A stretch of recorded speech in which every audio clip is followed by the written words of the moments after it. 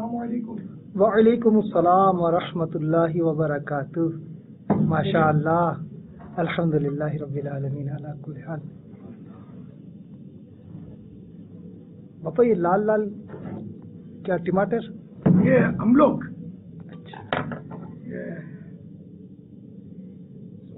اللہ کی نعمت ہے.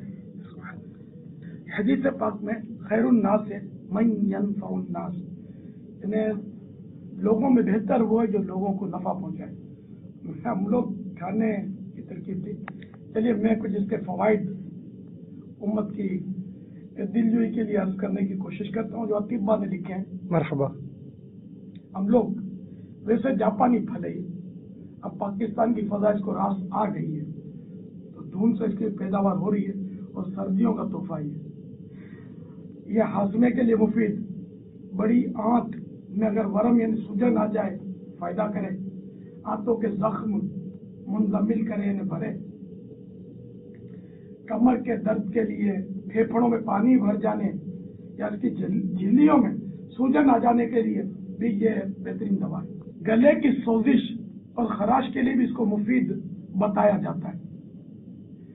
جسمانی مشقت کے باعث پٹھوں اور میں درد ہو جائے، اکڑن ہو جائے تو اس کے لیے بھی یہ بہت فائدہ مند ثابت ہوگا انشاءاللہ. اللہ کی نعمت ہے.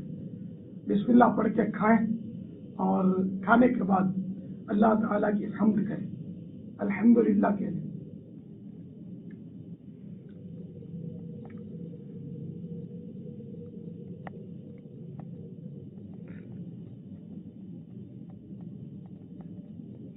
پاپا یہ آپ نے 4 ٹکڑے کیے اس کے، اس میں کوئی حکمت ہے؟ سیدنا صدیق اکبر، سیدنا فاروق اعظم، سیدنا عثمان غنی اور سیدنا مولا علی رضوان اللہ تعالی علیہ مجمعین، تو ان کی نسبت سے میں نے 4 ٹکڑے کیے.